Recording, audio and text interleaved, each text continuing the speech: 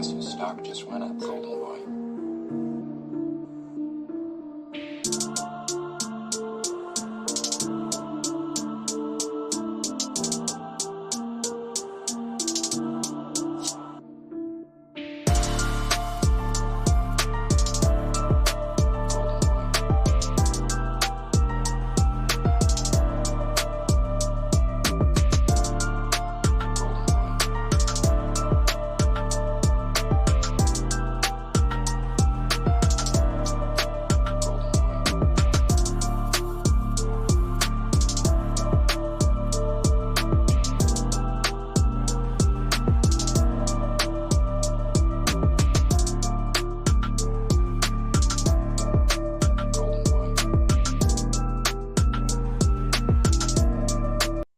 Hello, and welcome back. Welcome back to the Football Corner. Welcome back to another live stream, another show, another video on the channel.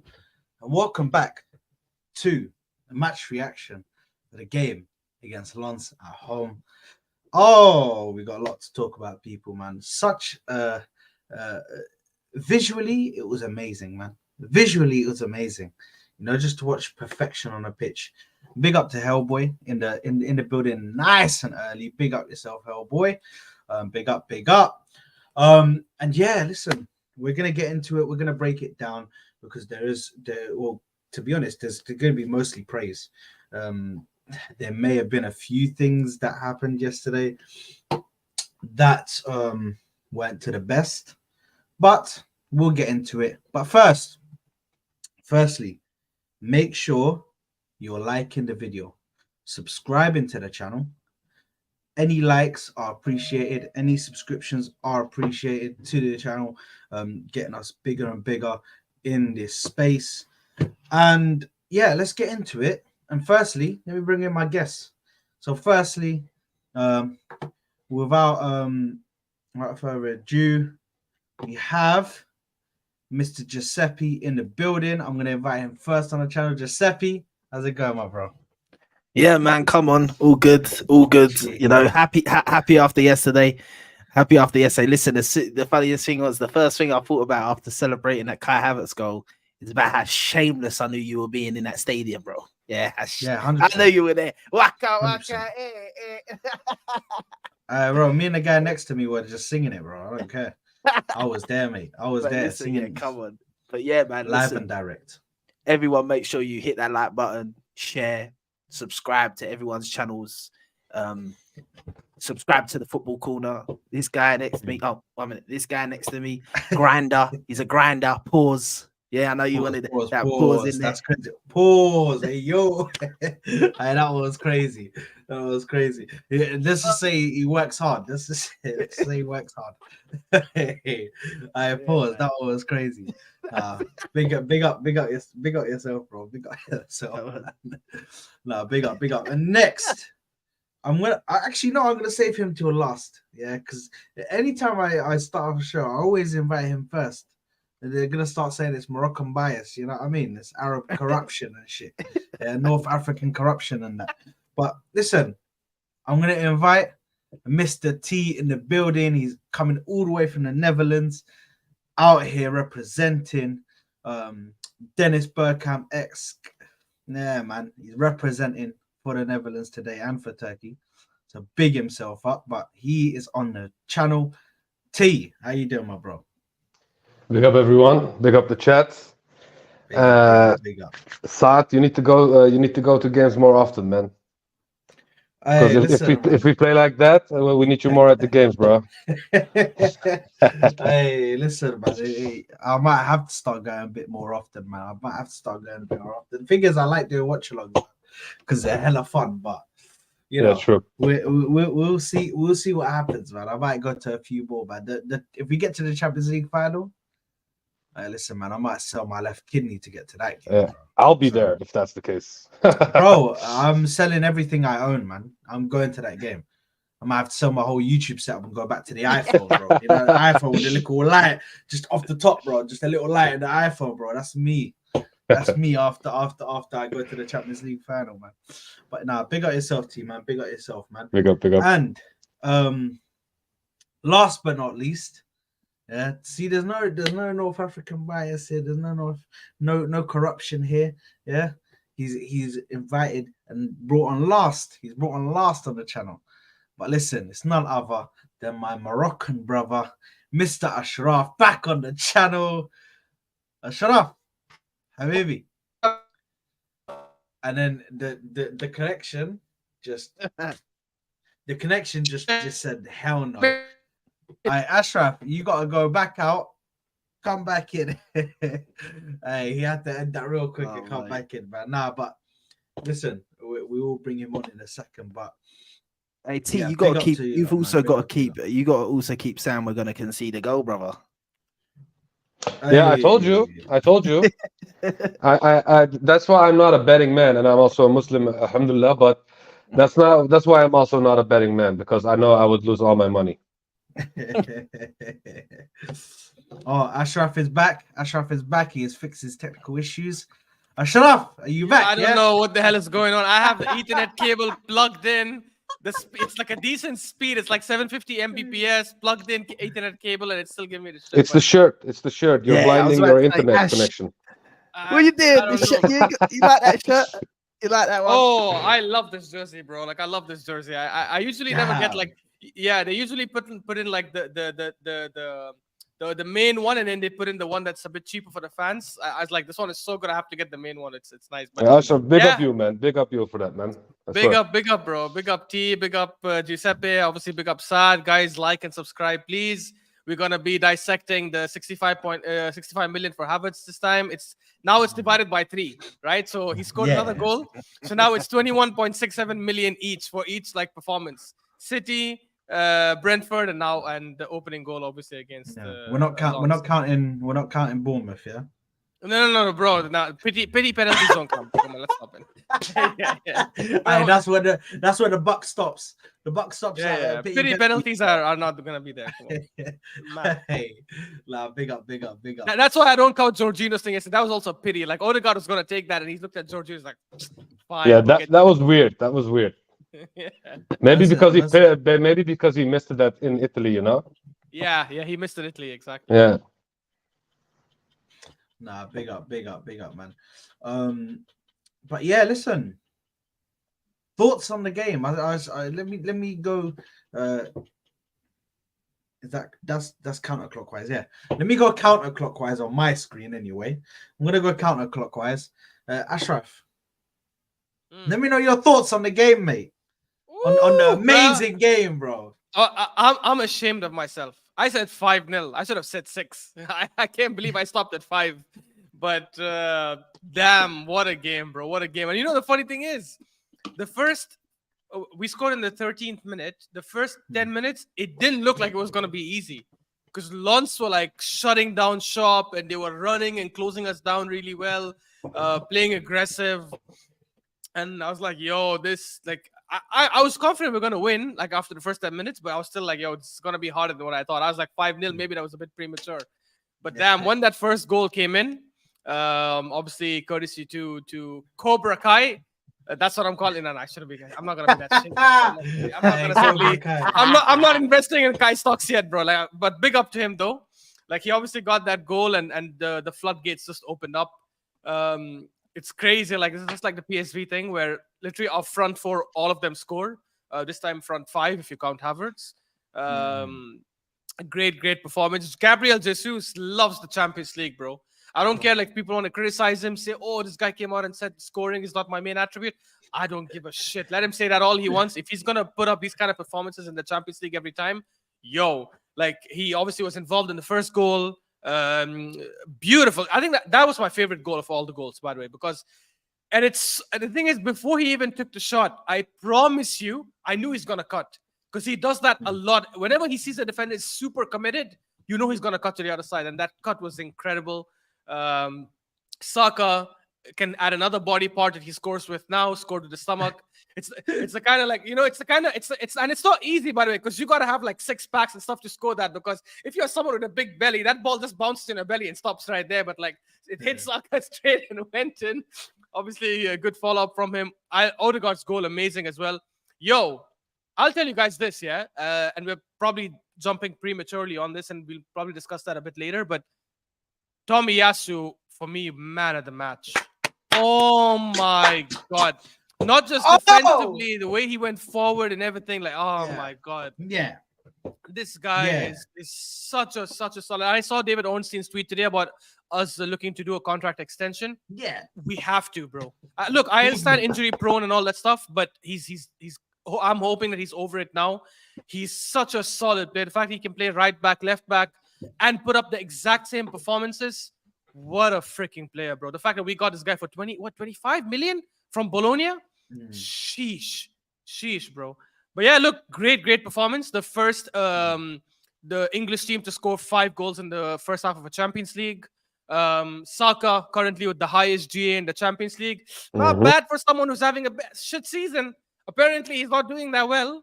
7 GA, highest ever in the Champions League this season.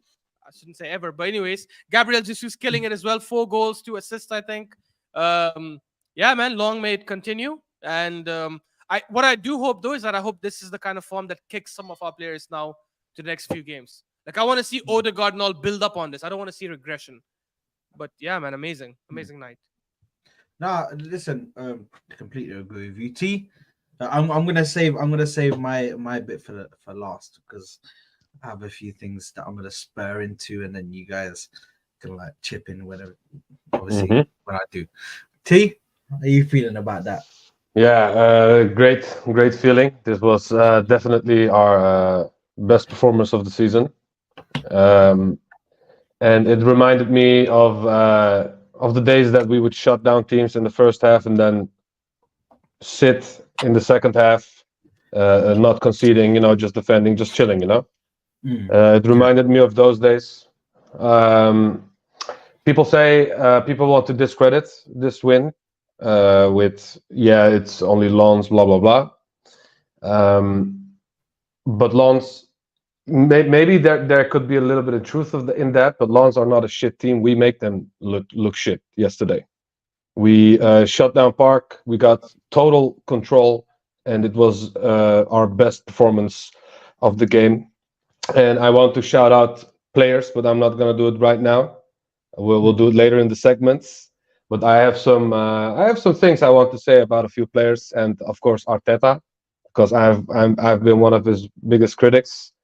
And I have a few things to say. No, fair enough. We'll get to the players shortly, but we're just going over the game now. But Giuseppe, how are you feeling about the win last night? Gassed. Listen, first things first, I just want to say, Ash, by the way, it was 18.5 million euros for Tomiyasu. So it was about 15 million. Oh, wow. I thought it was 25. Damn. Wow. Yeah, about 15 million. We stole him, and Spurs could have got him, and they didn't. We stole that guy.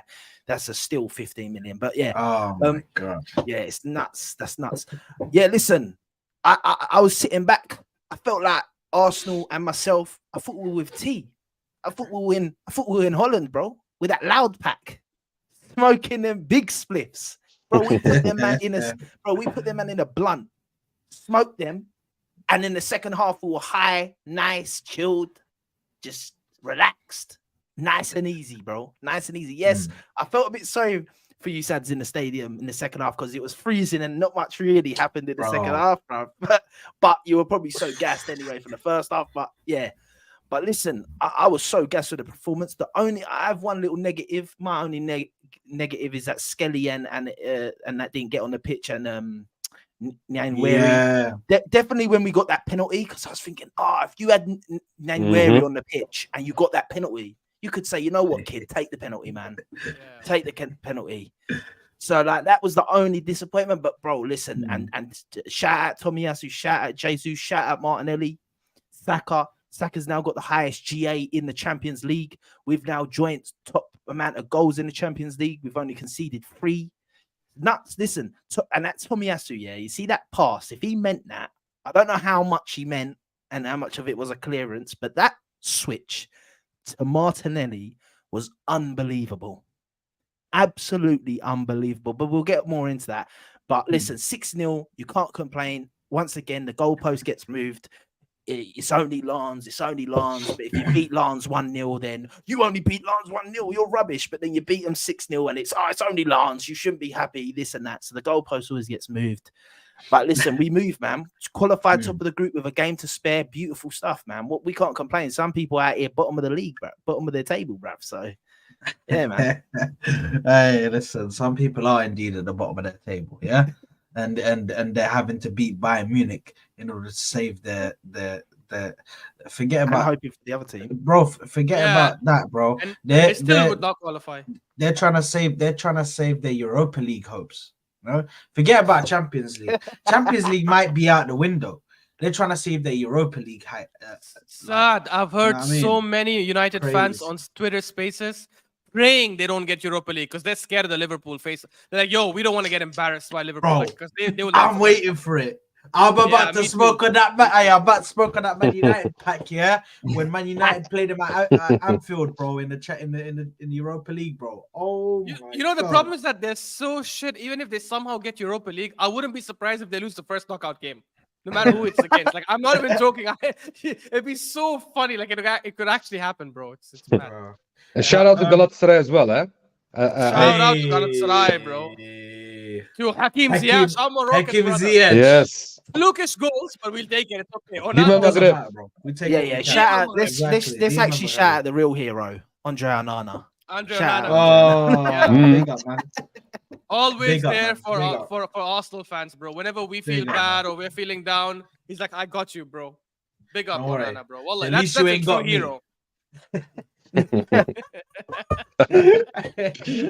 Hey, they robbed them as well, eh? They robbed them as well. Those corrupt bastards. But hey, never mind. Oh, what with the handball? Yeah, the handball and the offside was not an offside. But hey, we move.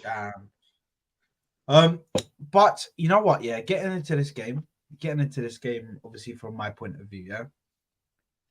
From my point of view, I was gassed. You were right, Giuseppe. That second half, bro. Yeah, and listen, forget about the second half of it being cold already, bro. But when you're on the upper tier, and then you're sitting there like this, bro. You know what I mean? Because the upper tier, that's where all the wind just generates, bro. And then it goes down, bro. I was like, what? Hey, it's freezing, bro. I had gloves, I had layers on, bro. I had thermals underneath because I was making sure, like, I was like, bro, I do not want to lose. Like, I do not want to sit here cold. So I prepared myself, and it still wasn't enough, bro. It was freezing yesterday, but I'll tell you what, man. It was not freezing on the pitch because everybody was on fire. Everybody in that red jersey right there, that red shirt, bro, they were on fire. They were on fire because, listen, not only did I think even David Raya had a decent game. The defense as a whole, they always have decent games anyway. We know this. Declan Rice was on fire. Kai Havertz had a very good game in himself, just his movement. Saka, Martinelli, Odegaard dictating games again. And hey, Jesus, how many times? Jesus has actually scored in every single game he's played in the Champions League for us, I think. Like every single one. Oh, actually, no. Did he play against Sevilla at home? Yeah. Oh, he didn't play that game. He didn't play that game. So okay, yeah, you're right. He's scored in every single one that he's played. Every single one. So listen, I will say this now. Yeah. Firstly, Tomiyasu is my man of the match. Yeah. I'm putting that out there. I don't care. You could take it to the bank if you don't agree with it. Because that's staying right there. Bro, Tomiyasu is my man of the match, bro. Because although in that instance with the whole that ball that he put to Martinelli, I think that's more Martinelli than it is Tomiyasu. Yeah, just because Tomiyasu has cleared it and Martinelli has read the play so well to position himself in the perfect position for him to get that ball and run with it. He's more awake than the defender is. But listen, we'll get to that. But I just wanted to say one thing. This is what happens when you're not double manned Yeah, when you ain't got two man on you and they're covering you, trying to stop you from attacking. Yeah, this is what happens when you don't come up against low blocks. When the team isn't sitting in low blocks, this is what happens. This is the reason why you're going to see a different Arsenal in the Champions League to what you're seeing in the Premier League. Because in the Premier League, they don't care. They'll just sit back. They'll sit back in a low block and they'll be like, okay, come and attack us. Come and attack us. Let's see what you got. Let's see what you've got. But in the Champions League, nah, man, these guys are holding high lines. Bro, Lens were holding high lines. Their goalkeeper, I was gonna take a picture of it. I didn't take it yesterday. I think the guy next to me did. Bro, the Lens keeper, Samba, I think his name is. Samba, he was at the halfway line, bro. Telling his centre backs to go there and to go here and to go there. Man was at the halfway line. Bro, that's crazy. Where do you It's think you're crazy. playing, bro? That's what I'm saying. I was like, bro, you're at the halfway line. You're in the Emirates, bro. You're at the carpet and you're sitting at the halfway line. It's crazy. But someone check that. Someone check that goalie's passport as well, brother. That guy is 60 years old, bruv. Yeah, 100%, bro. I was looking swear at this guy, his face, and I was like, this guy ain't that fucking Bro, 28 he guy, looks bro. 50 minimum. He looks 50 minimum, bro. Yeah, he was I was like, atrocious what's as going well. on, bro? He's trash. Yeah, he was atrocious. No, but listen, all I can say is firstly, they're Tottenham in disguise, man. You know, they're Tottenham in disguise. You heard that game.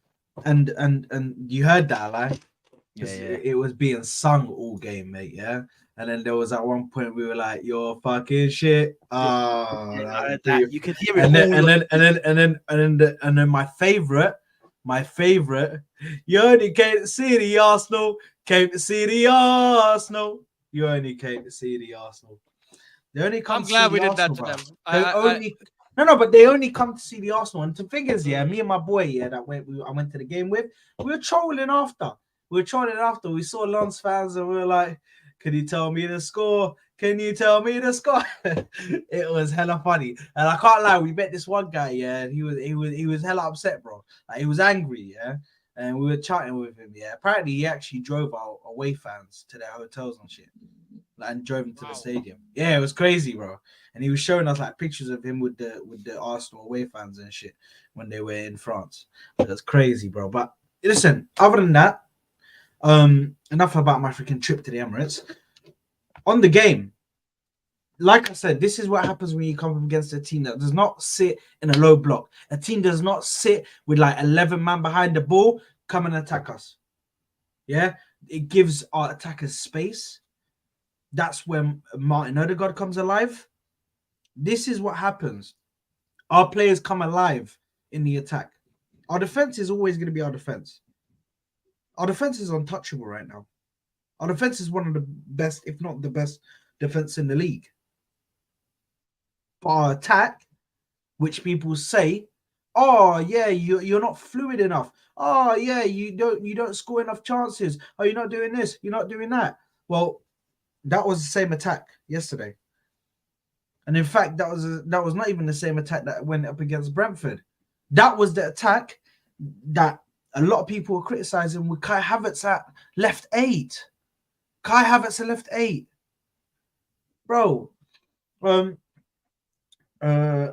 Yeah, so bro, for me, it was crazy. And I think that's the first player we should get onto. Kai Havertz. Because I think his performance yesterday was outstanding. I thought it was very good. And this is one of them times where I'm not gonna sit here and I'm gonna be like, I'm just gonna say he did good because like that time when Ashraf, when you said, oh my god, look at that, oh my god, to one little touch, just to ball control, or me saying that about him putting 2 passes together. This is not that. This is us saying that he actually played good because he actually played good yesterday. His positioning was good. Yes, he lost the ball a couple of times and it may have been in dangerous positions, but you allow it because attackers lose the ball. Attackers and attacking midfielders will lose the ball. It's there in the stats. They lose the ball more than any other players on the pitch. Because they're attackers. They will always be trying something where they have the risk of losing the ball. That's why you have your defensive midfielders and you have your defenders. to stop that attack from actually becoming something more dangerous. So yeah, for me, I feel like this is where I want Kai Havertz. I wanted Kai Havertz in those positions where he runs into the box, tries to get head onto the ball. That's it. Just try and be a presence in the air. Cause them some discomfort, man. Cause the defenders some discomfort. But I don't know what you lot thought about his performance, man. But I thought yesterday was outstanding. He took his goal well. Thinking on his feet with his positioning and his little run with Jesus. So yeah, I think it was great. What did you lot think of it?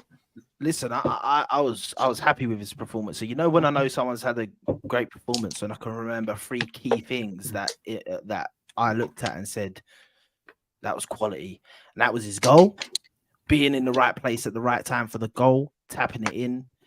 It wasn't the most amazing goal. He just had to tap it in, but he had to be there in that position. How many times does that happen? And we're like, where's our players? Why is there no one there? So you got to give him credit for that. There was whose goal was it? Was it the Saka? Was it the Saka goal where he wins it in the midfield? He got the ball. He won the ball. Yeah. He won the ball in the midfield, pushed forward, releases it perfectly. Yeah, perfectly to Martinelli. Martinelli gets the shot away and it goes to Saka. 2. And the other one was when he done the guy near the corner flag, completely done him. Put the ball He destroyed Kusanov.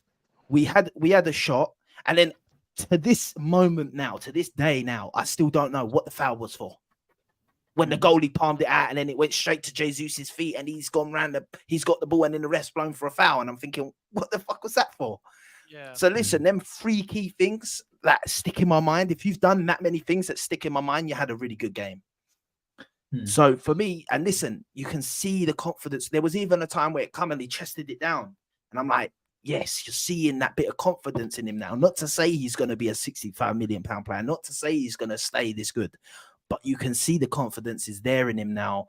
And you, once again, you forgive someone losing the ball, because how many times does Jesus lose the ball? How many times does Martinelli lose the ball or Saka? Loads of times. But because they're quality and they're consistent and that, you don't really pay attention. It's normally when a player's playing bad and they're inconsistent and they're not in confidence, you sort of latch on to their mistakes a bit more. Because I know he lost the ball a couple of times, but I can't in my mind replay it any time he lost the ball and I was like, sort of thing. I think one time I can maybe remember when he lost the ball by like a bit of a missed touch and it went off the pitch for a throw.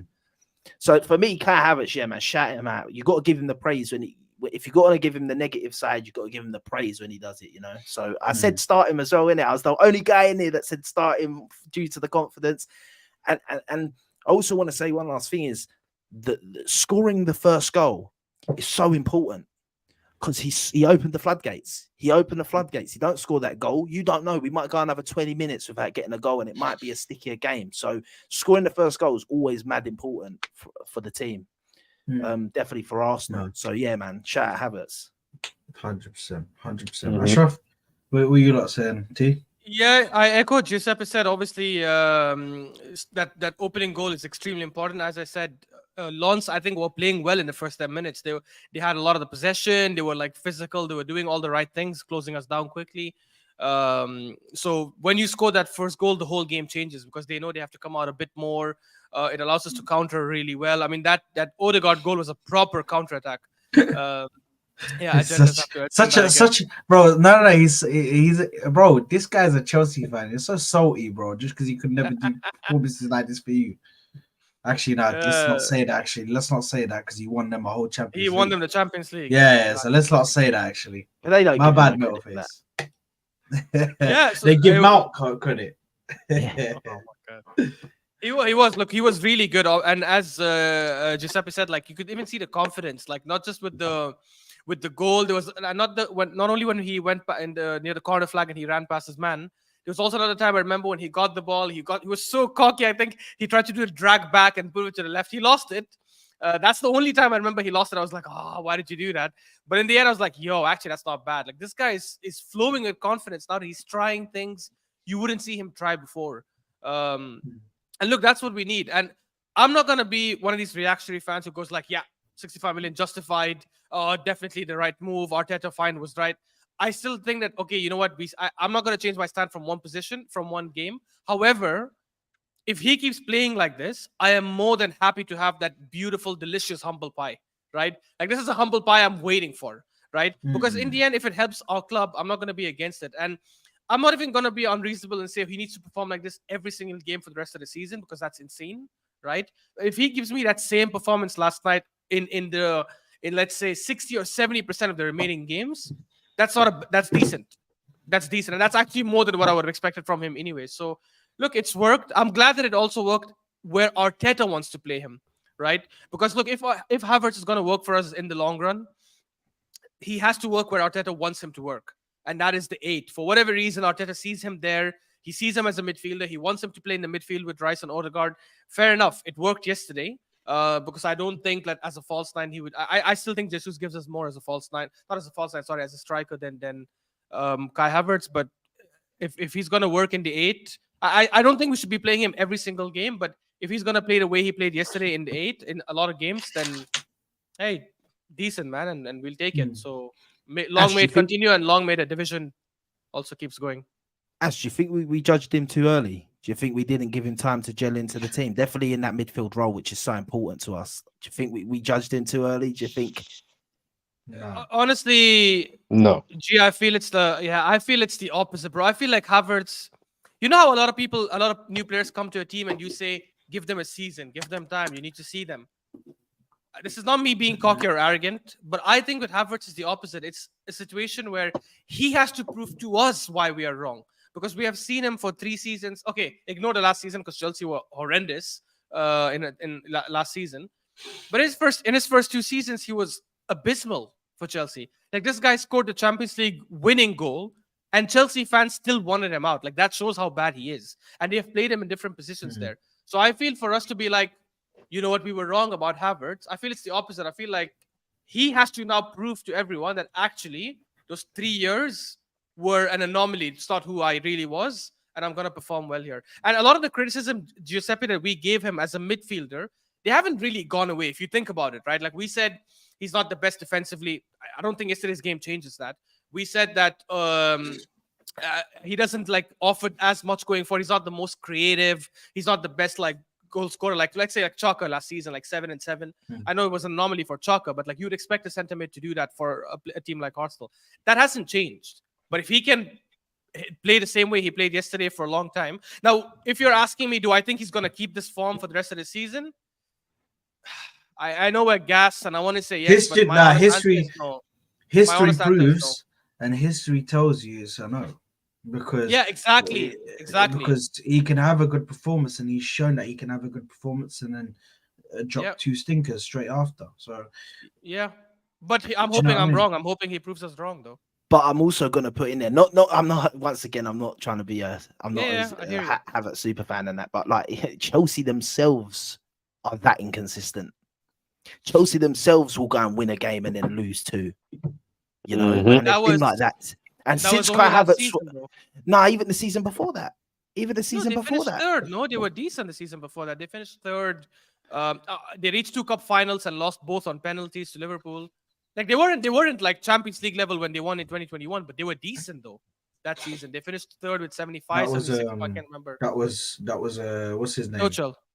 Tuchel, yeah. Yeah, it was Tuchel. Prime Thomas Tuchel. So Yeah. Ugh. Why'd you both say that at the same time? But I think he did win. Fair play. I think he won that player of the season that year. did I he? thought it was Mason Mount. I could might have been. sworn it was Mason Mount. Listen, I'm Yeah, just it trying was to back Mason him a Mount, little yeah. bit right now. I'm just back him a little I bit. tell you. I'm trying to be Hey, devil's Ashraf- advocate, you know. Hey, you Bro, tried. Ashraf You has tried. the facts. Ashraf has the facts, man. This guy's like a dictionary, bro. Man said, Because Chelsea said, fans no, won't no, shut up Mason about Mount. it, bro. Chelsea fans Chelsea would not fans shut on up about it Twitter. at the Oh. time. Yeah. They were praising Mason Mount like he's the new Lampard. He's looked worse than Havertz. Yeah, exactly. Yeah. Exactly. T, do you want to say a few things before I go to the comments? Oh, yeah. Havertz, number 29. Yeah, what do I say about him? Every time I see your shirt, Ashraf, it reminds me of him, because it's the worst shirt we have of this season. And okay, never mind. I'm just joking, by the way. It is, bro. It is the worst. The other 2 are way better. 100%. No, but this was his best game. Uh, um, what can I say? This game reminded me of a Havertz once upon a time who was fast with his feet instead of being sluggish, instead of being slow. Because this game, this guy was a lot more active. He was a lot more. You know the steps he takes. He can take a lot longer steps and sluggish steps. You know, this game I felt he was a little bit more lighter on his feet, which felt like he did more with the ball in short spaces, because normally he just gets the ball and then passes it to the guy next to him, you know, on a very slow, very sluggish manner. But this game, yeah, he was really light on his feet. He was really fast on his feet. You could say that the fast feet Havertz is the good Havertz, and this was a glimpse of that Havertz we can get from him, maybe. He did still lose a lot of ground battles. I think he can still improve on that. He can still beef up a little bit. Eat some, visit Saka's house and eat some pounded yam, maybe. But yeah, yeah, but the aerial duels he won three out of four. Really good game. One of it's one of those games where Rice didn't stand out as much because he did his part as well as Odegaard. And yeah, I wanted to praise him for that, because if Rice doesn't stand out because you play good, that's a positive thing. Even though we still expect a lot more from him, of course, for a 65 mil player. But yesterday he was amazing, and the way he cooked that Kusanov, that guy that came to kick us. He is Uzbek, so you know maybe he visited Dagestan and learned a little bit of MMA from the Dagestani boys, you know, because he was there to kick people. And the way he cooked him as one of our silky players, who should normally be kicked by him, he tried to meg him as well when he cooked him on the left side. So yeah, it was really good. It was really good to see. And I was like, am I dreaming? Is this a fantasy world? What is Havertz doing? Is this real? I need to pinch myself. That was crazy. But yeah, long may it continue. I still need some more improvements, but yeah, I need more of this. I need more of this. I cannot be. I don't want to be angry all the time. You know. Nah, bro. Listen, I 100% agree with everything you lot have said, and even the comments agree as well. But first, let me go to BX Gunner, who says, "Imagine if the club allowed the players to wear long sleeve shirts, a long sleeve version of the kids." Don't even get me started, man. Don't even get me started. What, is that not allowed? I don't think so. No. I think Arsenal have a tradition where everyone wears long sleeve or everyone wears short sleeves. You cannot have mix. It's a club tradition. It's not a Premier League rule. It's crazy, man. I don't know why we do it. Why can't we just have one person? You know what I mean? Otherwise, they're all playing. In I remember when Flamini, because Flamini doesn't like wearing the long sleeves, and I remember when he hated that so much, he cut the long sleeve. He actually cut it with scissors or something, and he was playing with long sleeves that only came up to his bicep. It was mad. Bro, he's actually jokes. Abhi, I think that is. Said Martinelli with gloves is a different monster. He is different monster. Hey, forget, bro. Martinelli, freaking Saka, hey, with gloves. Mate, don't even get me started. And then JD and the Willie, a man come out and said, "Wait until we sing Tottenham in the Skies to Madrid." Why do we do this? Why do we do this, bro? Why do we do this? Honestly, he even said in a previous comment, he said Tommy Cafu, bro. Oh, let's not. No. Tommy Cafu's all right. Tommy Cafu's all right. Nah, bro. Let's not go overboard. But then let's respect the name, innit? Tommy Cafu, man. You know what I mean? Come on, I think it's something crazy. It's like people that said Saka and Martinelli are as good or better than Salah and Mane.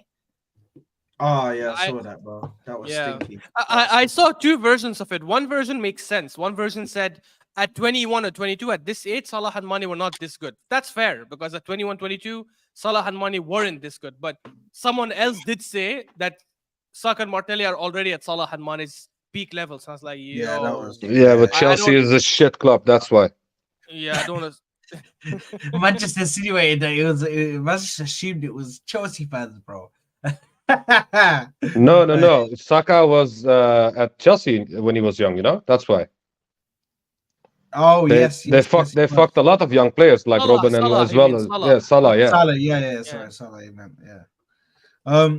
BX Gunner saying that was that's supposedly the first time Yeah. starting lineup has been together all season, or has played together. Mhm. Sorry, played together all season. That's Mhm. crazy, bro. The first time that starting 11 has played together all season. It's crazy. That is because Um, Tomiyasu don't normally start though. Exactly. Ben White usually is the starter. mm, Otherwise, yeah. I think we've played that lineup before. Yeah, that's true. That is true. JD again with another one saying adding Party and Timber to this is going to be fire. I'm looking forward to the second half of the season so much. I can't lie, I don't want to be the bearer of bad news. I don't think Tom's Party is going to be here. I think he's gone to be. He is training with the team. That's Arteta, bro, Arteta said he'll be back before Jan. Actually, he's coming back. He's early. training with the team alongside really? ESR. Yeah. Oh, damn! I didn't even He's know on the that. field. Yeah, I saw it at. I don't think this game, but the game before, there was a press conference, and Arteta said that ESR and Party are now doing on-field training. So Listen, they're slowly coming back. if he can just somehow make it for that Liverpool game at Anfield, after that, let him take a break again. I don't care. But if he can just make it for that Liverpool game, yo, guys. that'll be What are big. we doing here, man? What are we doing here? You know that Sad, you already know the script. Do you want me to give you the script? sad. I'll give you the script word for word. Just until Jan when we get someone else. Yes, but Ashraf, I'll give you the script word for word. Yeah, I'll give you the script word for word, bro. I'm the Bar script- for bar. I'm Steven. I'm Steven Spielberg right now. Yeah, I'll write the script out for you and I'll read it to you. Yeah, this is the fucking script. The fucking script is that he's all of a sudden he's fit. He's training with the squad. He's doing this. He's doing that. His sister gets pregnant. All of a sudden they find out the birth. Bang. Whoosh. You know what I mean, bro? Gone. Or this guy. Hammy gone. Yeah, bro. Or he spills some water on the floor. All of a sudden he slips over and freaking like breaks his leg or something. Does a who was that footballer that dropped the freaking that dropped the jar of jam on their freaking on their foot, bro? I think it might have been Neuer or something like that, man. Ah, No, that's it was a goalkeeper. It was fucking jokes. They dropped a thingy and they were out for the whole season because they fully fractured their toe. It was The irony crazy. being a goalkeeper as well. a goalkeeper dropping something. I thought it would be Ramsdale, but okay. Wow. Yeah. Hey, I thought it'd be Onana. Or Onana. Hey! My bad. Hey! Giuseppe, that's Come a on, way man. better answer. I feel embarrassed that I didn't say Onana first. Honestly, that's a way better Butterfingers. Butterfingers. Poppadom wrists. Someone Bro, said, I see someone say Poppadom wrists, bro. bro, it's crazy, man. It's crazy. Kai Havertz physicality and work rate brings stability and possession in the midfield. He will bring so many goals as a second wind. Do you guys agree? Disagree? I agree with this when he's on his day, but unfortunately that's like one That's- in 5. Exactly what I was gonna say. Took the words out of my mouth. It's consistency, consistency, Yes. consistency. That's all we want. We're not saying that. I cannot sit here and just say, oh yeah, Kai Havertz will never have a good game. Yeah. He probably will have a good game for Arsenal. He'll have an amazing game, but can he be consistent? Can he keep the standards? Can he keep that level? The That's what I'm criticism of him at Chelsea was never that, oh, he's a shit player. It was he's not consistent. He had some amazing games against Madrid, against Atletico, I think, like in Premier League as well. It's not the fact that he's a shit footballer. Like, if you think he's a shit footballer, that's stupid. It's just that he's not consistent. He cannot. Like, yesterday's performance is not because like he was on drugs or on steroids. Yesterday's performance was a good day for Havertz. But the problem is that he cannot replicate that. You guys remember, like Nicolas Pepe had days like that. Nicolas Pepe had games where this guy was unplayable. Every cut was like a dangerous cut. His shots were incredible. He was taking on plays for fun. The problem is that he couldn't replicate it for like 2-3 games in a row. Like that's my criticism of Havertz mainly. Yeah, no, yeah, bro. I don't know, man. Arteta I don't doesn't have to know. get consistency out of players though, so Yeah, you that's never true. know, man. You That's never true. know. Hopefully. Oh, we can all pray. We can all pray. Yeah, exactly. We can all hope and pray, bro. That's all we can do right now. Because, bro, I hope it. But the thing is, Metal Face Dean comes out and says ban habits, yeah, and he says he's gonna ball out, and it pains me. Yeah, because Chelsea are a shit club. But How many times do I need to say it? but T, that's not even the first Arsenal fan to tell. That's not even the first Chelsea fan. One of my close brothers, man. Like this guy, my brother, and he even told me, bro. He was like, bro, forget about all of this shit you're hearing in the media. Forget about all of this shit that you think you know about Kai Havertz. Watch when he gets situated and he's used to how things happen in Arsenal. He's going to ball out. He said to me, he's gonna ball out, bro. Watch when he gets comfortable and he gets his feet in the sand, bro. He's gonna be comfy, bro. You're gonna see him. He's gonna start to play very well for you guys. That's literally what he said to me, man. So this is not just like one Chelsea fan that said this. I've heard multiple Chelsea fans that have said this, like that they think he's gonna ball out at Arsenal. Although he's obviously come out and played bad. Listen, the thing is as well with that, like you look at Enzo Fernandez and how he's been at Chelsea, and you think if Enzo Fernandez was in this Arsenal team, there's no way he's playing at that level that he's been playing at Chelsea. He's far better. He'd be far better at Arsenal. So you do have to sometimes take this stuff in, and that is why from the start I've said I give him a season, because for me, Chelsea's a toxic club. I've seen so many players. It's not a thing where this is like he's gone to Liverpool and he's flopped, or he's gone to City and he's really flopped. Chelsea and Man United are notoriously known for multiple players going there and crumbling and them destroying them. Like it's not a out of this world thing to say that happens to players. So we never know in it. But you've seen it. Bro, Shaw has just like, you know, when you break one of the football laws, bro. You know when you break one of the football laws. Shaw, you should be ashamed of yourself. How dare you compare Kai Havertz to great Johan Cruyff? How dare you, the godfather of football? The godfather of football, the man who made everything we know about football today what it is. You can't. Hey, Shah, don't disrespect my fellow countrymen like that. Oh, bro, that's crazy. You can't. I don't think anybody can. This guy made Barcelona. Bro, this guy made Ajax. This guy made football. He made Ajax. He made Barcelona. He made La Masia. Without him, there would be no La Masia. They would made the Cruyff trainers. Bro, hey, that's crazy, man. It's crazy. But yeah, listen, guys. Make sure you're smashing that like button. Let's get to 15 likes real quick. Thank you very much. And listen, I think we need to move on. Hamza Shampoo is in here. Live and direct. Man said, where's Lens anyway? I know sunglasses shop called Lens Crafters. This guy is a troll, man, I swear. Hey. And big up Raz in the building. And then JD goes out shot. That's an infidel. I haven't heard that since. That's nice. Bro, I haven't heard that since Call of Duty days, you know, Black Ops, bro. Hey. Big up yourself, JD, bro. That was actually hella funny, bro. That's an infidel. But yeah, listen, we spoke about Killer Kai. Yeah, we spoke about Super Kai, Cobra Kai, whatever you want to call it, mate. Yeah, it's Kai Havertz. But yeah, listen, I think we need to speak about Tomiyasu. We need to speak. Obviously, we won't go to everybody separately.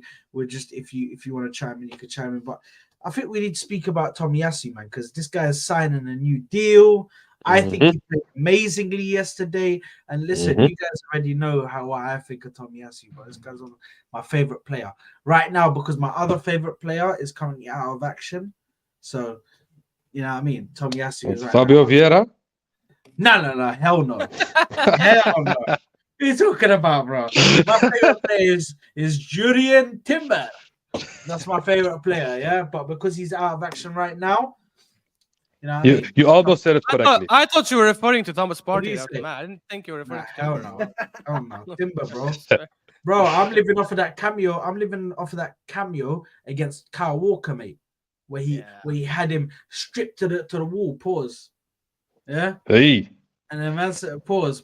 That was crazy, actually. When man did not even let him get one cross in. One cross. Mm. Block. Do you know how many blocks he had in that game? Bro, burn that guy, Kyle Walker, bro. You couldn't even chat to my guy. How do I pronounce it properly? Because Urian Timber. Urian Timber. Hey, Yes.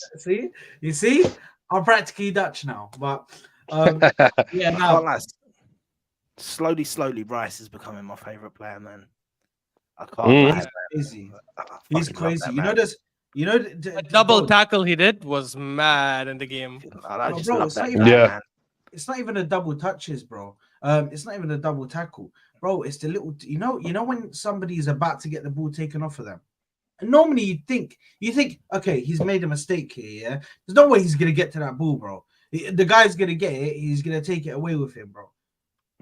Declan Rice still gets to that ball and he still passes it, just a little touch, just a little don't flick lose to get it. it to the other player. He does not lose the ball. No, When he doesn't does lose the ball, bro, he's chasing you. Yeah. If he does lose the ball, bro, you're getting chased down until he gets it back. Yeah, you Bro, better have trained your legs when he chases you back. bro. This is why, honestly, I know, Sad, you don't want to hear this. I know you have already seen the script, fair enough. But that midfield, if it ever happens, of Thomas Partey, Rice, and Odegaard over a bunch of games, not like 30 minutes or 20 minutes, like what happened against City, that midfield would have been incredible, bro. The fact that all of them are good at keeping the ball, they're good at progressing the ball. Two of them are so solid defensively, can win the ball back quickly, physical, strong. Ah, man. Honestly, This we're is stuff missing of something dreams. big there. Stuff with dreams, bro. Inshallah, bro. Inshallah. It might happen. You know, it may that's what our fathers say when we want something. They say inshallah, and we never get it. You know. Exactly. Yeah. happen. Inshallah, That's the kind of answer we need to give anyone who says, "Are you guys gonna win the league? Are you guys gonna win the Champions League?" Just say, Inshallah. You can't Inshallah. argue with that, bro. We're saying if God wills. Are you saying Inshallah. if God wills, bro? Hey, What are we supposed to That's say? the one. Hey, you know what? That's the one. But you know what? Yeah, with Rice, yeah. Is it time? He's world for class. Odegaard? No. I thought you were saying to say he's world class. Not Because I was even, about not to even say a he's world world class. class. Not even a world class thing yet. I can't actually give that to him until he puts in like same. more performances or wins something massive with us. Then I can really sit there and call him world class. But that's just because of how high my world class barometer is. So Oh, mine is I just see him and I just know he is. Like he'd be starting for Man City, which is the best team in the world, and he'd be starting for them week in, week out. So therefore he's world class. But that's me. I understand why people won't say he's world fair class. enough. That's a good thought process there. I can't lie. That is a good point. But I think the question, what was the question I was going to know? It was, is it time? And everybody in the chat, calm down. Let's not jump on me all of a sudden just because I'm gonna say one thing, yeah. And even you, I know what you're gonna ask. land. He's gonna say something. Is mad. I know what you're gonna ask. Is it time for Odegaard to pass over the mantle and let Rice take over as captain? Is it time? Are we seeing the time where the armband gets permanently moved to a new home or a new arm? Permanently. No, for me, I think- definitely not. Go ahead, Jesus. No, you go, bro. No, bro. The only time Odegaard is going to lose his captaincy is when he leaves the club. Like I'm telling you, because the fact is, we have to remember, like this captaincy is not. You don't need the captain's armband to be leading the team, right? Like it's not that significant, but it's also significant in one way, though. That is, it helps bring that harmony across the squad and all that stuff. If people in the team respect Odegaard and see him as a leader and trust in him, you don't want to be creating a rift in the team, because how would Odegaard not only will how will Odegaard react to that, but how will the players who look up to Odegaard and trust Odegaard and are close to Odegaard, how would they react as well? You're gonna cause a rift between the team. And here's the thing: I don't think Rice is the kind of player that needs the captain's armband to lead. Rice for me is like Chalker for us last season. We all know that Chalker was a proper leader for us last season, even though he didn't have the armband. Nobody needed him to have the captain's armband for him to actually be able to lead the team. So I feel like it would just cause a rift unnecessarily. Yeah, I agree. I think I agree. I think I agree to an extent. I think this season you can't do it mid-season. You can't do that like at all. It would have to be next season or the season after that. The one thing I think though is I think Odegaard is quite a he's a good player. He's a real and it's his leadership qualities and stuff like that which makes me think like if that's what's best for the team, and it generally is, I think he'll give up the captain armband for Declan Rice. I generally believe that if Arteta goes to him and says, "What do you think?" I think that he's the right choice to be the guy with the armband. You'll be vice captain. I don't think he'll be one to say, "Oh, no, throw his toys at the pram." I think he'll like agree with it. If it's that evident that this guy should be the captain of our club in training and stuff like that and on the pitch, then I think it will happen. But I do agree with what you said, Ashley, in the sense of you don't really need the armband to be a leader. It's like right now I look at Arsenal Football Club, and it's why I'm so in love with the team right now, because for years I was watching a team with 0 leaders. Now I'm watching a team with like 4 or 5 leaders in a starting 11, if not more. Yeah. You know, and it's such a beauty. Like we got the point now where we could say Odegaard could be captain, Rice could be captain, Saliba could be captain, Gabriel could be captain, Zinchenko could be captain, Jesus could be captain. No, Zinchenko. No, jokes aside, Zinchenko can. How 100% he can. Yeah. Like, Nah. you know, so like, No, he can be a captain. With Yeah. Zinchenko, he cries a bit too much for my liking to be captain, bro. You think I can walk? You think I'm walking onto a pitch, yeah, and having my captain in tears?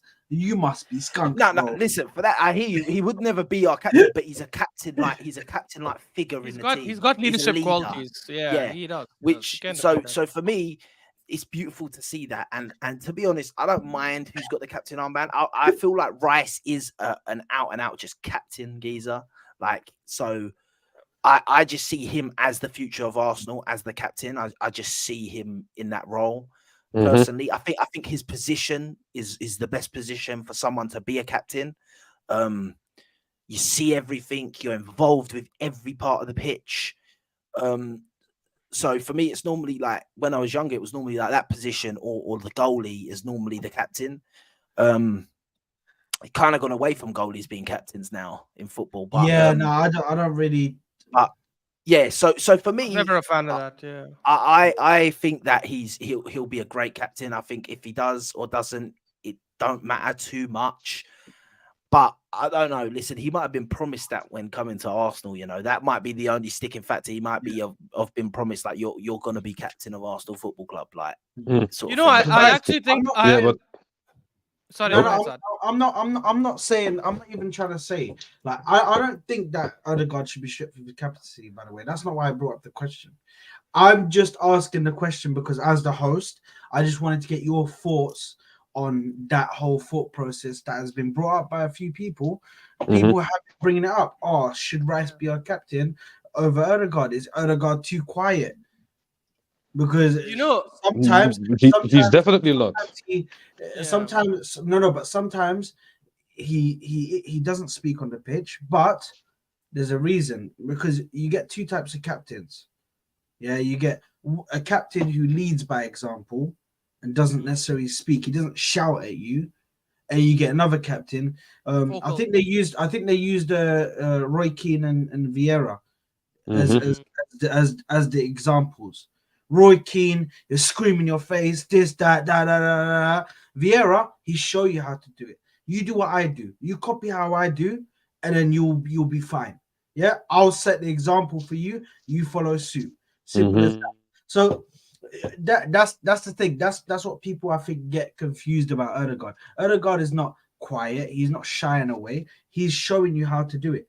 He's saying, you know what, follow me and do what I do. Let's keep the standards up. And you know the thing is, Giuseppe, the thing you said about Odegaard, I actually think it applies to Rice probably even more. Like I think Rice is the kind of guy who probably would not say, "Give me the captaincy." Right? I feel like Rice himself is the kind of guy who'd be like, "I'll lead." Actually, keep he. I feel like if Rice is given an option, like, "Hey, we're gonna take the captaincy from Odegaard and give it to you," Rice seems like the kind of player who'd say, "No, don't do that. Keep it at No, he Odegaard." just to add to that, Ashraf, because that Yeah, was go my ahead, please. point. Yeah, He already said no yeah, yeah. because Which makes a lot of sense. when also if I saw it also in a few games. Um, because as, they wanted to give Rice the armband a few times when Odegaard came off as well, Mm, and he said no. He gave it to someone else, and you saw that in a senior. few games. And I've read Yeah. also that he chose himself not to be captain. Yeah, there you go. Because like he's new and he knows that, and I love the Yeah. fact that that's a He's aware. natural leader. Yeah, he's very aware. That's a natural leader. Like we said this right when he first joined us, and Arteta asked him in front of everyone, "Do you want to speak? Do you want to say something?" He's like, "Yeah, yeah, I want to say some words." Like that's a leader exuding confidence and exuding that leadership quality. So I don't think he Hmm. would ever ask for it. And I'm glad you brought up the Vieira thing, Sad, because think about it, right? Our invincible season, Vieira was our captain, but I promise you, if you didn't watch and if you didn't know he had the captain's armband, you wouldn't be able to tell because Yeah. Campbell was also a leader, Henri was a leader, Bergkamp was a leader. Like you could. Ashley Cole, you could literally place it on any layman as well, the keeper. You could place it on any of these guys and be like, yo, these guys are leaders on the pitch. It wasn't like Vieira stood out as a different kind of leader to everyone. I could have easily given the captain's armband to Campbell, and he probably would have done the exact same job, right? If Hmm. not better. Same with Yeah. Henri as well. Same with So Bergkamp as well. Campbell was so Yeah, vocal, man. So yeah, vocal, bro. Yeah, man.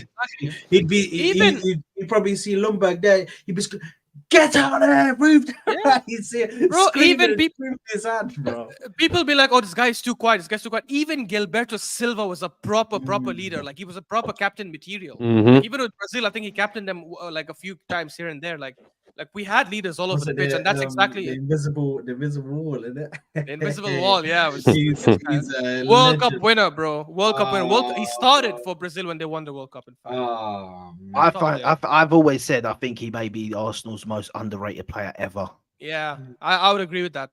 I'd agree with that. I don't know why he doesn't get the just because he's a bit too quiet and he does like a clean job. People don't give him the respect he deserves. Like Yeah, He if, does if what you're he not a has. flashy player, you don't score the most craziest goals, the craziest assists, you don't yeah, get the same love, you know? yeah, That's true. why that's a similar thing with Tomiyasu. These kind Mm, of players, they do exactly what it says on the tin. They do Hmm. yeah, exactly what it says on the tin, but they won't ever get the recognition. You know what I mean? This guy So loves people, Tomiyasu. he loves him so no, much. hold on, because the thing is, yeah, I rate him. I rate him. I rate him high. I had the exact same thing with Tierney in it, but people Mm, didn't want to believe me, man. Tierney done exactly what it said on the tin, man. He'd give you a good defensive performance going forward. He did what he was best at, which was crossing the ball in. Yeah, Hmm. he wasn't the guy to come in and try and get saucy on the ball. Oh, look at me, let me do a la croqueta and get past the guy, and then pass the ball like 10 meters. To be Like, fair, bro, he Hmm. did that against West Brom when he put the ball yeah, to the side, cut in, scored his yeah, right foot. that's Yeah.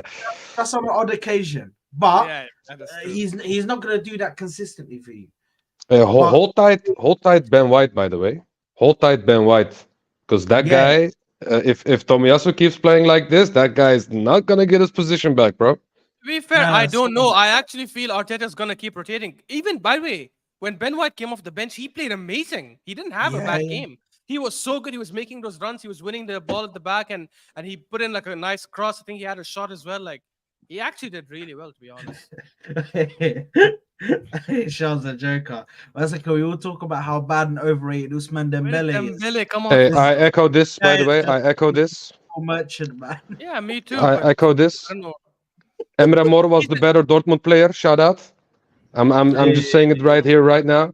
Dembele is one of the most overrated people. He was there when Barca had a shit period, and now PSG had a shit period.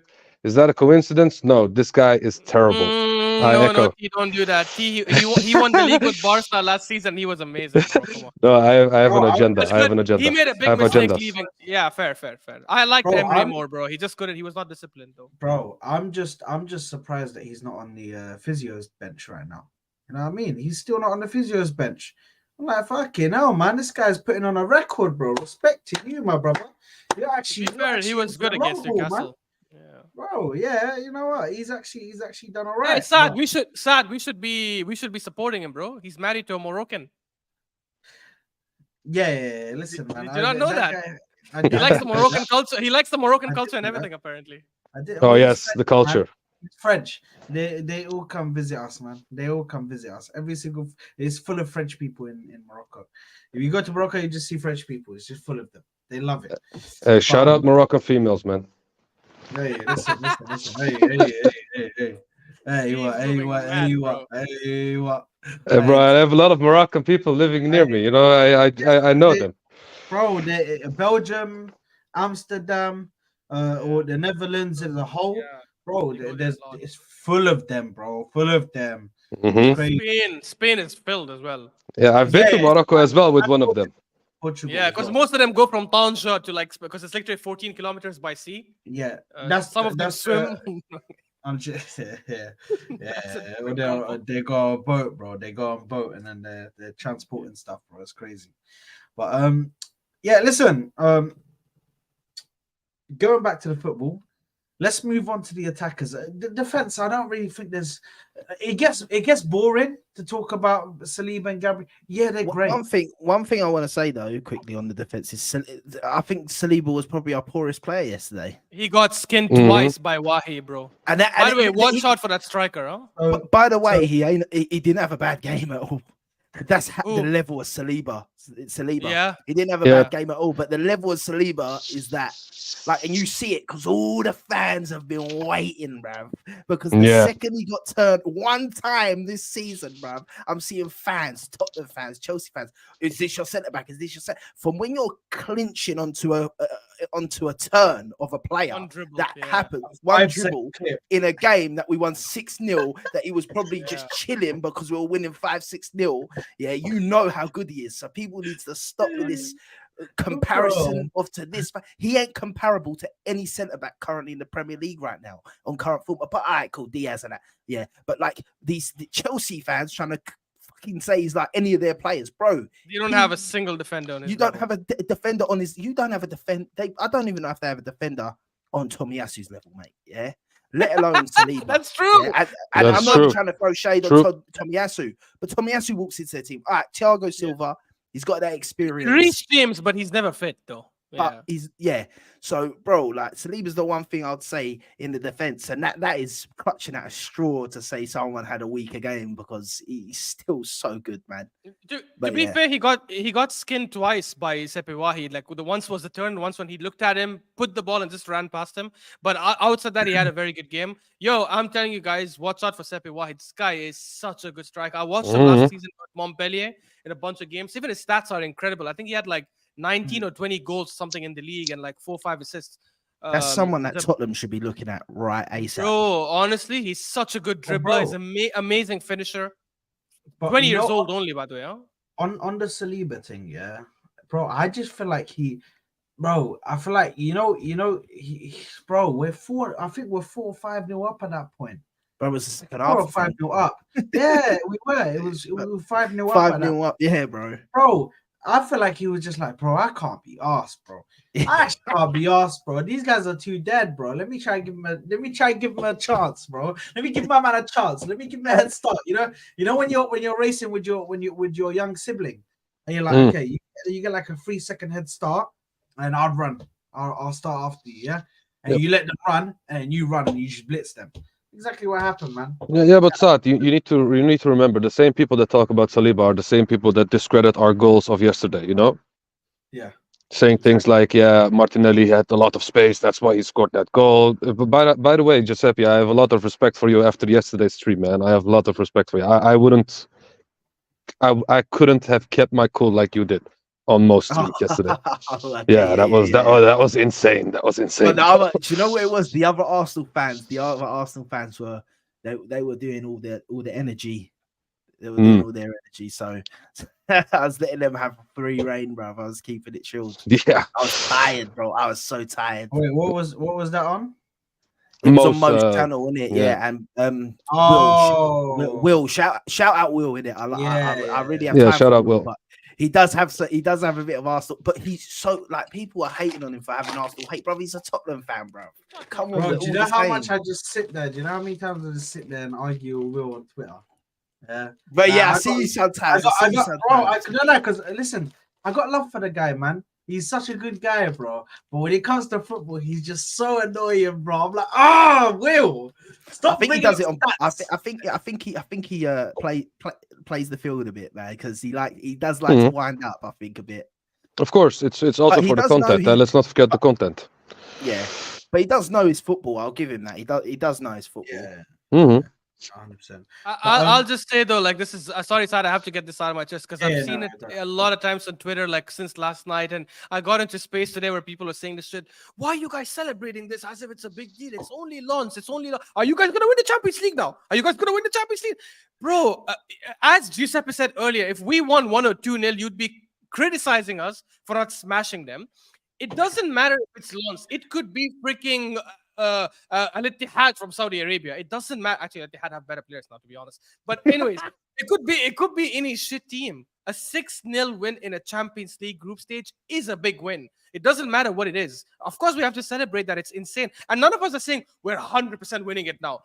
Yes, I know that there are some fans who went out and said, bring on Madrid, bring on Bayern Munich, bring on City. That's stupid. Let's leave that aside. Every fan base has that. Every fan base has that. That's normal. But say that don't celebrate a 6-0 thrashing. Are you mad? What's the point of us being... Not only that, we're the first English team ever to be 5-0 up at the end of the first half in the Champions League exactly. game. Mhm. Not only that, but people saying it's just Lens. So why didn't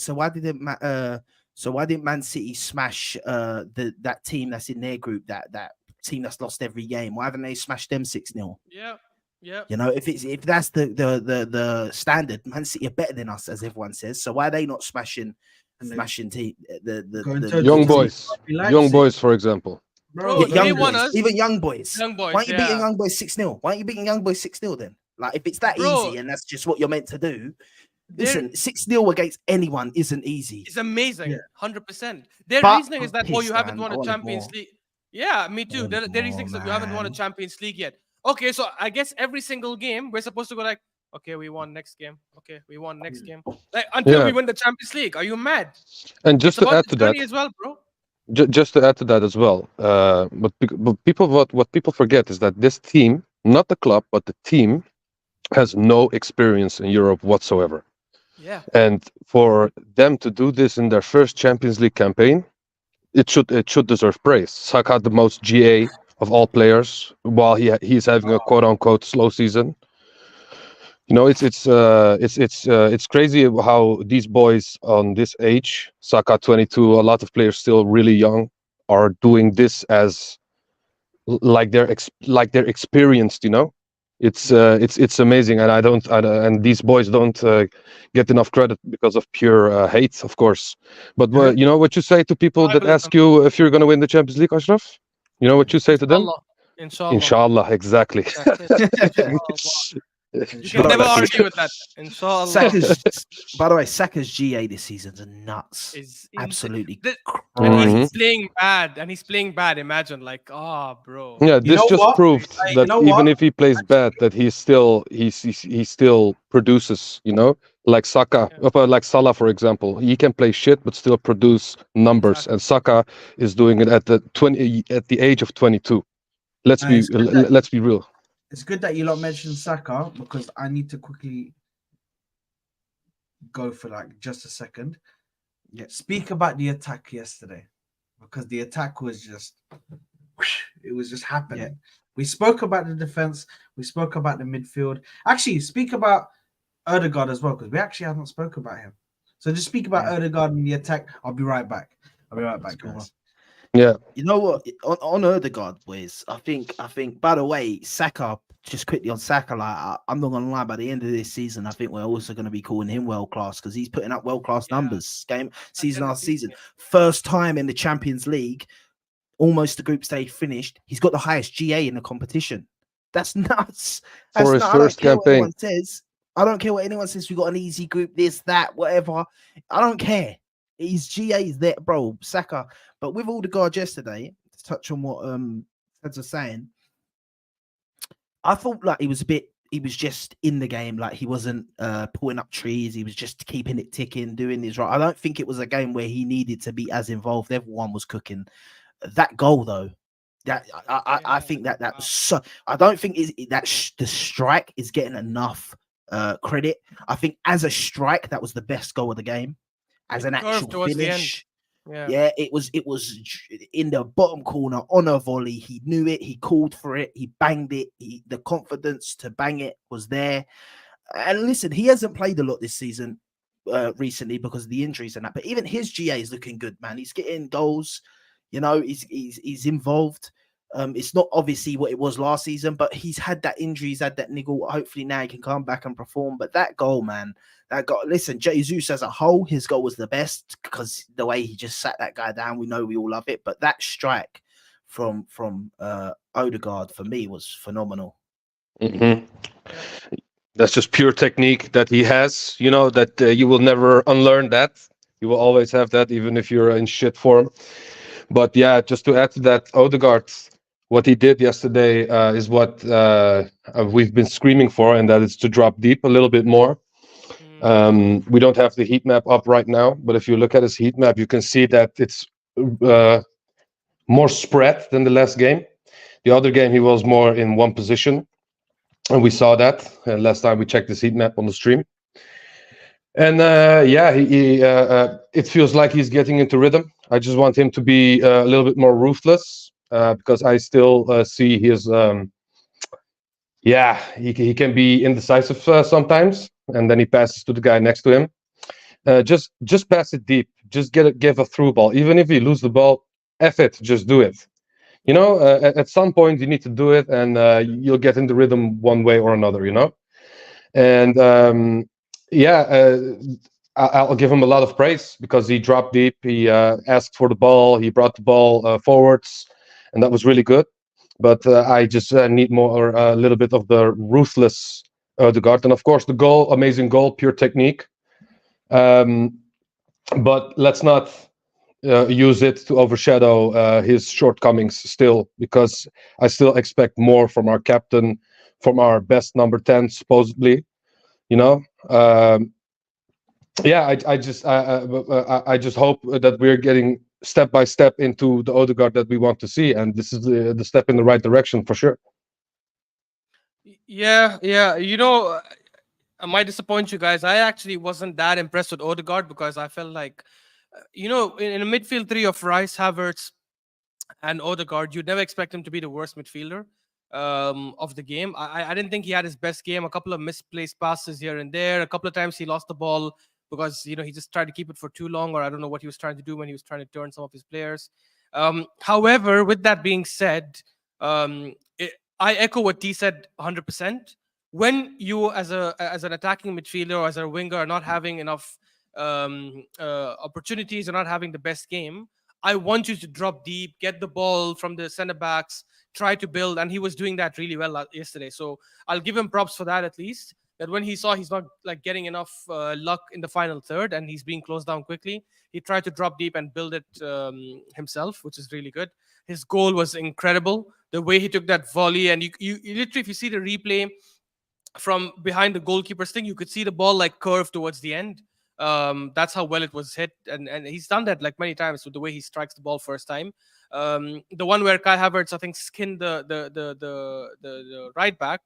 The Kai Havertz squared it. I think it was to Odegaard, and Odegaard, you could see Odegaard's shot was going to go in if it wasn't for the defender doing the block. So look, it's fine as long as he can get some of these GAs here and there. I think he'll eventually play himself to form, which is completely okay. Jesus, again, for me, best goal of the night. Not just forget the goal. I think he had a great game overall as well. Tomiyasu, as good of, if let's assume he meant it for just for argument's sake, if he meant that cross was an amazing long ball, but what Martinelli did with it afterwards was insane. And I love the fact that he didn't pass that ball. I love the fact that he said, hey, Saka scored, Havertz scored, Jesus scored. I'm going to get on the score sheet as well. He went running with the guy. Beautiful cut in, beautiful finish. And that's exactly what we need these guys to do. I know Premier League is a bit harder to do because they're always being doubled down. But right now, we cannot keep using the excuse of young anymore. they have to start thinking Yeah. a lot more maturely, and they have to start thinking, okay, I'm getting double down in the Premier League. I need to play different then. Maybe I need to play the 1-2 and make more runs behind. Maybe I cannot dribble past people a lot there because there's not enough space. So I'm gonna just keep making runs behind and hope that these guys find me. But Champions League games, Martinelli has been incredible in all of them he's played so far. Saka, I think, yes, it was a flukish goal, but just for that assist he gave to Jesus, I think he deserved that goal. Because if you guys saw that goal that Jesus scored, Saka went and fought for the ball, and initially I thought a defender accidentally played it to Jesus. But when you watch the replay, Saka actually went slight tackling and nicked the ball to Jesus. It was like that hustle that he has is insane. It's just crazy, bro. One just thing on no, go on, bro. one thing on Odegaard as well that I did wanna say is, do you think that having Havertz in the team means he has to do a bit more dog work? And that's maybe why you're thinking he hasn't done as much attacking stuff as he normally would have last season, having Xhaka in the team. Do you think that's potentially? Do you think if we had Partey and Rice in the midfield with Odegaard, you'd then see that older Odegaard a bit more doing what he was doing last season? For sure. So I agree and disagree. I agree because yes, if Partey was there, I think Partey would have been that kind of link that gets the ball from the centre backs. He can beat the press, and whenever he gives that through ball to Odegaard, he gives it to him in dangerous positions. The reason why I slightly disagree as well is because my criticism of Odegaard this season hasn't been lack of effort and stuff. That's always been there. My criticism of him is when he got the ball in the final third, like this season, many times, he made wrong decisions. Against Chelsea, I remember 3 or 4 consecutive times, he made these weird through balls first time to nobody, right? Because he tried to play it quickly. Sometimes he tries to like hang on to the ball a bit, not a bit too long. He does release it on time, but I think sometimes he's not aware that someone is pressing him. So he ends up turning to the guy pressing him and loses the ball like stupidly. So my criticism of Odegaard hasn't been the fact that he's not been getting into dangerous spaces and all. It's the fact that when he's got the ball in the final third many times this season, he's made stupid decisions, like which he didn't do much last season. But I do think that if Partey was there, he would receive the ball in a lot more open space. But then, to be honest, Giuseppe, that's not a solution long term, because guess what? As we keep getting better and better and better, and inshallah, whenever we win our next Premier League title, teams are going to play even worse against us. If we think this is a low block that we're facing every season, it's going to be getting even worse when we are actually champions or at that highest level. So he's going to face a lot more teams that give him zero space. So is he going to always say like, yo, what am I going to do now? He has to adjust. You know What? I gone.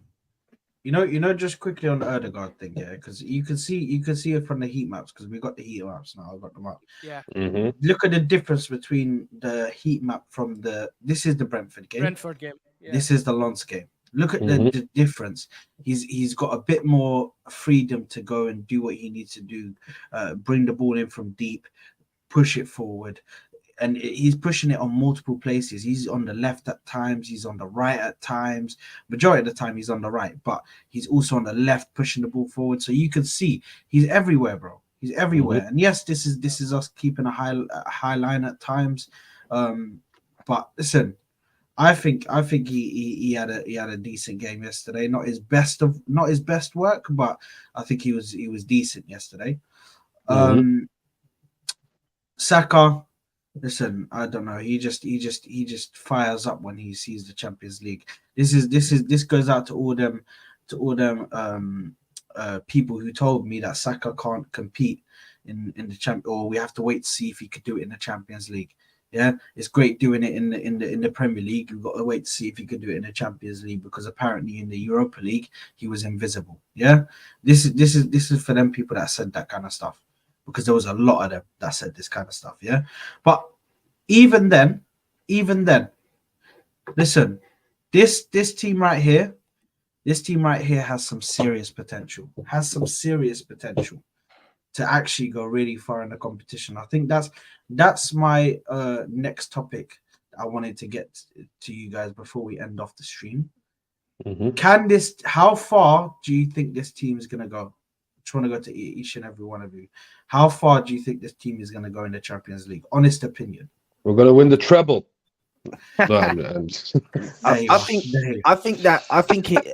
Listen, it's a hard one, right? It depends on the draw we have, right? Because I said it to my mate at work today. I said, for an example, let's put this out there. If you get the brackets and on this side of the table, you got Bayern Munich, Man City, and Real Madrid, and we're on this side of the table, bro, I think we could get to the final. I generally believe we can get to the Champions League final because I don't think there's any other team really that I look at and say we can't. Like, it'll be very hard to beat. Listen, it's difficult games. Inter Milan's not easy, Napoli's not easy, but they're winnable, very winnable in my opinion. The only three that I look at and I say if we buck them, it could be curtains is City, Real Madrid, and Man City. So it all depends on when we get one of them. So, because at the end of the day, no matter what anyone wants to say, I just think the heritage of the Champions League at Real Madrid, if we get them in the semis or something, well, I don't see us beating them just because of the way they are in that competition, their experience and our lack of it. But I think we'll get quarters or semis definitely. But I think depends on the draw. I think we could get to the final, bro. But that is dependent on the draw and who we get. Because, like, come on, we might get on a side where we're gonna have Bayern Munich, and then if we go through that, we got Real Madrid, and then it's the final, and it's like that's a different story to having like Porto and then Inter Milan, you know.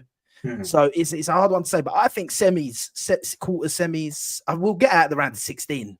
I'm pretty confident on us getting out around the 16. Shafty, how far do you not think? Similar? Yeah, yeah, exactly. I echo Giuseppe here because the thing is, with Bayern Munich, Real Madrid, and Man City, I would say if we face them, then the chances of us going through are extremely slim. Obviously, we're not going to face any of them in the round of 16. I've looked at the list of teams we could face in the round of 16. Like, this isn't me being arrogant or cocky. I think we can beat every one of them that we could face. That's not me saying we're favorites to win in the round of 16 and go to the next round, because as much as a lot of Arsenal fans will not accept this, even a team like Galatasaray could knock us out. So I'm not being arrogant. I acknowledge it's Champions League. No, it's true. It's true. Like, I acknowledge that in the Champions League, like, bro, we lost to Monaco in 2015, and I think we're way better than Monaco 2015, right? And we still got knocked out by them. So anything could happen. But with that being said, if I look at all the teams that we could face, like Napoli, whether it's Real Sociedad or Inter Milan, whoever finishes second, Copenhagen or Galatasaray, whoever makes it through, like, when I look at all these teams, I'm like, I would think we are favorites against them, in my opinion. I know Inter Milan are amazing. They're top of their league. I think they've got the Champions League final from last season. They've got a lot of good players, but our record against Italian teams is amazing. We've played like 37 matches, we've won 20, and we lost like I think 9, and we drew 8. So it's a very, very good record against Italian teams. So I'm not that fearful of Italian teams. But if we play a Real, a Barca, even Barca, by the way, we play a team like Real, like Barca, Bayern Munich, and Man City, I think these guys, maybe even PSG, I think these teams to be favorites over us. Can we give them a challenge? 100%. What I don't want to see in the Champions League this season, though, if we get knocked out, I don't want to see a 5-1, 10-2, and all that crap. Even if we're playing Real Madrid or City, we should be able to give them a fight. And even if they beat us, it shouldn't be a smashing. That's for me, like, one of the main things I want to look at. Yeah. And I echo you both. I think you said what needed to be said about the draws, about the luck of the draws, and about the teams we can face. I think the only teams that I would say would be clear favorites are maybe a Manchester City, Real Madrid, or maybe a Bayern München. But other teams, I think we can handle. I think we could handle Napoli. We could handle Inter. You know, those. I think we could even handle PSG, because we can see that PSG is not really clicking. They have too many Dembele kind of players and not really their midfield kind of players, like you said before. One of you, I don't remember who said that, but I think we could handle them. But I think one of the most important things for this run and for our team is Gabriel Jesus. And I think, and I know you would say, okay, why are you saying Jesus? Jesus has, I think, 26 goals in 43 Champions League games. And this guy always performs in the Champions League when he performs and when he's fit. The only thing that keeps Jesus from being this sick number 9 is his consistency. If he gets his consistency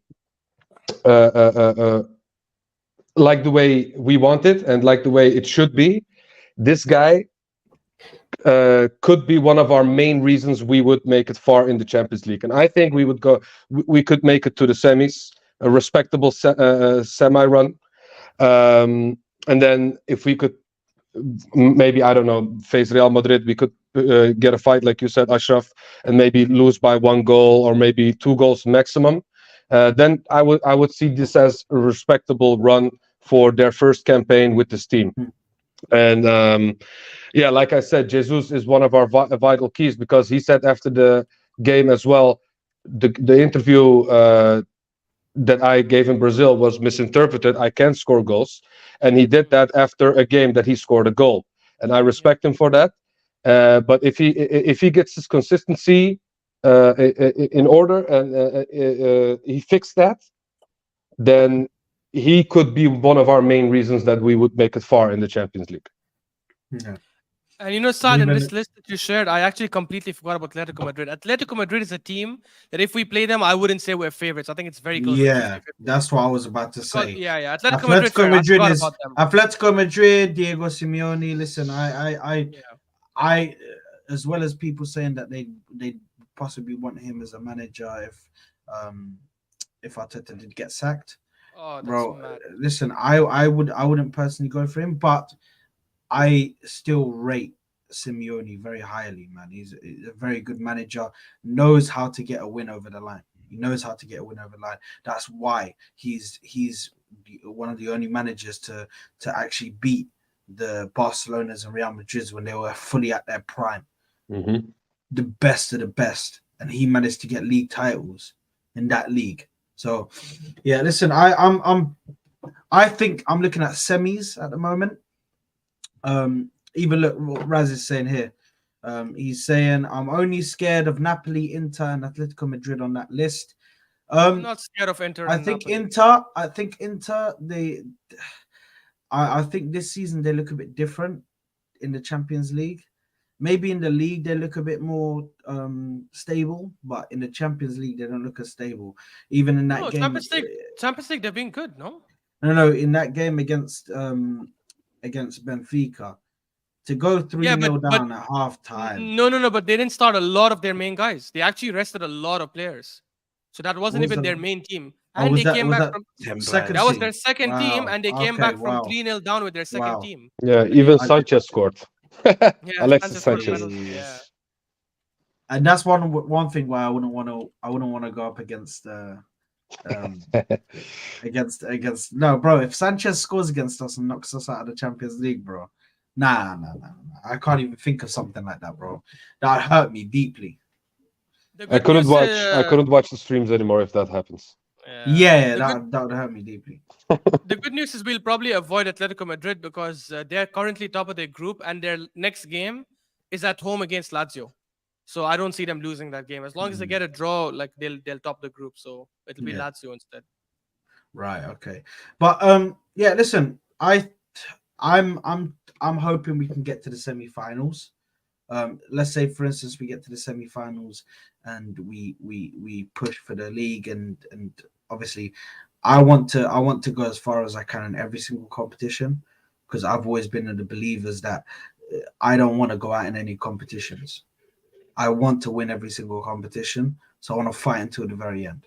Yeah, but I'm listen, the performance yesterday was great. Yeah, we're moving up in the Champions League, top in our group. I think we're confirmed as in the top now. There's no way we can lose the top spot now. Yes, because we have PSV next, and I think they're 4 points behind us. So even if they win against us, even if they beat us, they still can't get the top spot off of us. So gassed up that we're top of the table, man. Yeah, couldn't ask for more right now. One thing I want to say to you boys, the one thing that I got to disagree with you guys on, and I know maybe this is the just the Arsenal thought process and that from the past, but like I think you're not putting enough praise on us, man. I don't think you man saying that Atletico and Napoli and Inter are favourites against us. I don't fucking believe that. and not a 1 second, mate. Atletico Madrid, I do. No. I didn't say. I didn't say listen, the favorites. I think I we think beat we Inter go Milan into- and Napoli. I think we go into every single one of them games as favourites to win that game. You got to remember, all right, yeah, we bottled it last season, but we went neck and neck with Man City all season, a team that won the treble. Yeah, we beat them this season. Like, this team is so much better. And once again, you got to remember, Europe is not like the Premier League. We've seen us in Europe. I don't think that. Like, I generally believe that we beat any team that on that list. I generally believe that, and I don't know. Maybe that's me being Arsenal gassed or whatever. But like, I'm talking about games I've watched them. The PSG game, right, against Newcastle, we beat them. Like, I generally believe we beat them because like, these teams don't get chances against us. We got to realize that. Like, the way our team sets up, they're not going to get chances against us, and we will get chances against them. And it's a double-legged game.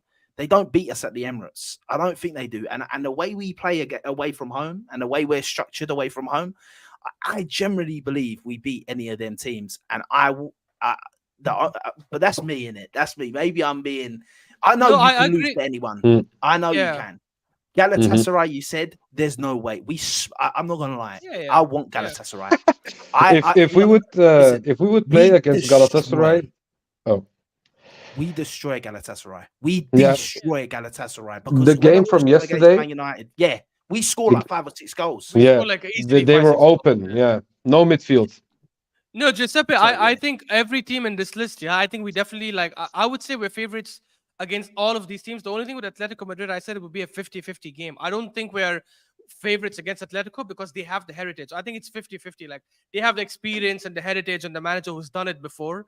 And we have a much better team, in my opinion, that plays better football with better players in almost every position. So that's why I'm saying it will be close. But with the other teams, I definitely favor us to beat the rest. I definitely hear you. I just think their star in their teams, Morata.